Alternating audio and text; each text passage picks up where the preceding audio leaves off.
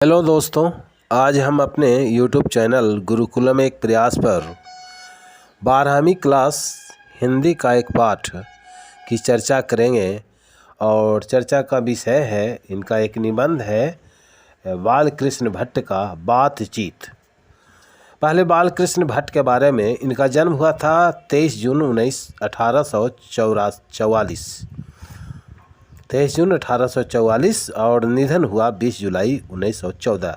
जन्म हुआ था उत्तर प्रदेश में इलाहाबाद में। माता का नाम पार्वती देवी, पिता का नाम बेनी प्रसाद भट्ट। पिता एक व्यापारी थे और माता एक सुसंस्कृत महिला थी। इनका प्रारंभिक अध्ययन संस्कृत में हुआ और 1867 में ये प्रयाग के मिशन स्कूल से एंट्रेंस की परीक्षा पास की। इनकी रचनाएं जो हैं वो है रहस्य कथा, नूतन ब्रह्मचारी, 100 अजान एक सुजान, इनका एक उपन्यास है। और इस तरह की बहुत सारी रचनाएं, नाटक है, प्रहसन है और निबंध है, लगभग 1000 के आसपास। तो अब इस लेख के बारे में, जो इन्होंने निबंध लिखा है बातचीत, इसके बारे में हम चर्चा करेंगे। बालकृष्ण भट्ट, सबसे पहले तो जाने कि बालकृष्ण भट्ट आधुनिक हिंदी गद्य के आदि निर्माताओं और उन्नायक रचनाकारों में एक हैं। इन्होंने बातचीत के माध्यम से ये बताया है कि मनुष्य को ईश्वर द्वारा दी गई अनमोल वस्तु है वाक शक्ति, जिसका इस्तेमाल कर हम बोलते हैं। वे बताते हैं कि यदि वाक शक्ति मनुष्य में न होती तो हम नहीं जानते कि इस सृष्टि में, इस गूंगी सृष्टि में क्या हाल है। यदि हम नहीं बोल पाते तो हमारा व्यक्तित्व कोई नहीं जान पाता। बातचीत के माध्यम से ही हमारा व्यक्तित्व निखरता है।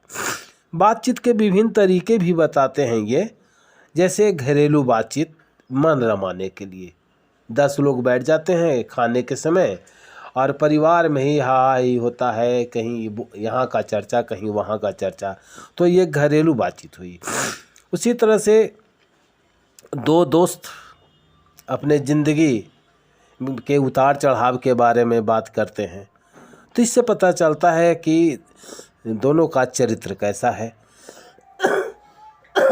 इस तरह से खाने पीने, चलने फिरने में बातचीत की ज़रूरत होती है और इसका एक अलग ही मज़ा है।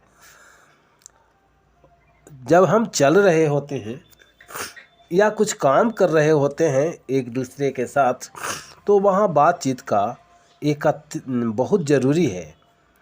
कुछ ऐसे मौके होते हैं कि जब हम किसी से नाराज़ होते हैं या किसी के मन में कालिमा होती है या दूसरे के प्रति ईर्ष्या होती है या किसी के साथ हमारी लड़ाई हुई है, तो वहाँ भी बातचीत का सहारा लेते हैं। कुछ मवाद या धुआं जो अंदर जमा रहता है, वो बातचीत के माध्यम से ही भाप बनकर बाहर निकल जाता है। इसमें चित्त हल्का हो जाता है, मन स्वच्छ हो जाता है और परम आनंद की प्राप्ति होती है। बातचीत भी एक खास तरह का मज़ा होता है। यही नहीं, वे बताते हैं कि जब तक आदमी बातचीत नहीं करता, उसका गुण या दोष प्रकट भी नहीं होता। बेन जॉनसन का कहना था कि बोलने से ही मनुष्य के रूप का साक्षात्कार होता है।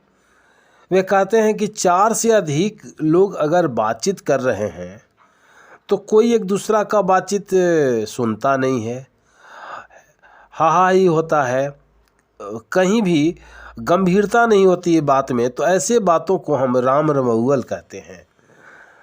यूरोप के लोग में बातचीत का हुनर है, जिसे आर्ट ऑफ कन्वर्सेशन कहते हैं।